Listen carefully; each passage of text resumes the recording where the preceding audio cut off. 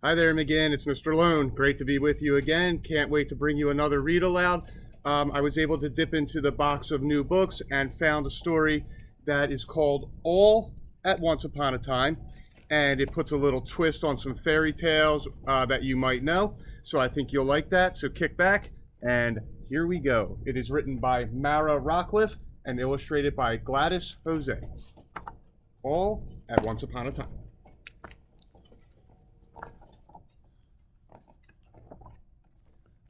Once upon a time, now tell me if you've heard this one before, locked up in a tower lived a princess with the longest nose. Her nose grew longer every time she told a fib. One day, a prince rode up. "Help!" cried the princess. "An evil queen has locked me in this tower."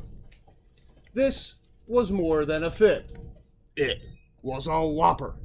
The princess was locked in because her room was such an awful mess. She couldn't find the key.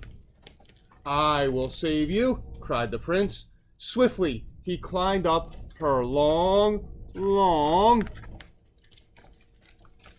beanstalk.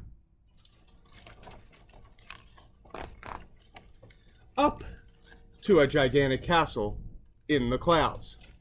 Inside, a colossal table stood with 3 big bowls. All that climbing had made the prince hungry. He tasted the porridge in the first bowl, but it was too hot. The second bowl of porridge was too cold. Finally, he tried the third bowl, and the third bowl was just tapioca pudding. My favorite," said the prince, and he gobbled it all down. Suddenly, the castle door crashed open. The floor shook, and a great big voice bellowed, "Fee, fi, fo." Yum," said the giant. "Cold porridge for an appetizer, hot porridge for my main dish, and for dessert, a nice fresh apple. Would you like one too?" The prince took the apple. It was red and shiny. He bit into the red and shiny apple, and instantly he fell into a deep, deep well.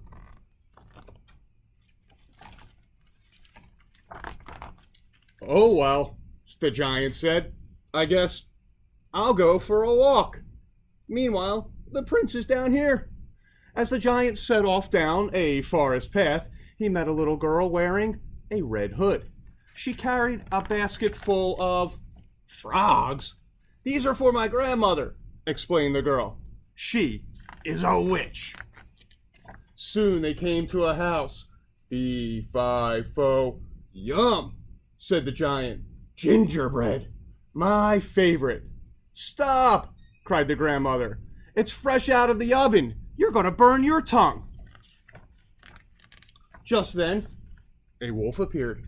Let me in," growled the wolf, "or I'll huff, and I'll puff, and I'll blow on that gingerbread until it's cooled off." "How helpful," said the grandmother. "And of course, you must come in and visit." "What a nice spinning wheel," said the wolf. "Ooh, what soft wool. Do you keep sheep?" "Watch out," said the little girl. But it was too late. The wolf pricked his paw on the sharp spindle, and instantly he fell into a deep, deep funk. The grandmother gave him a basket full of gingerbread to cheer him up. The little girl gave him a frog. On the way home, he met another princess on the path.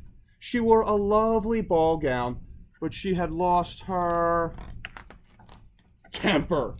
"Where are those princes?" she snarled.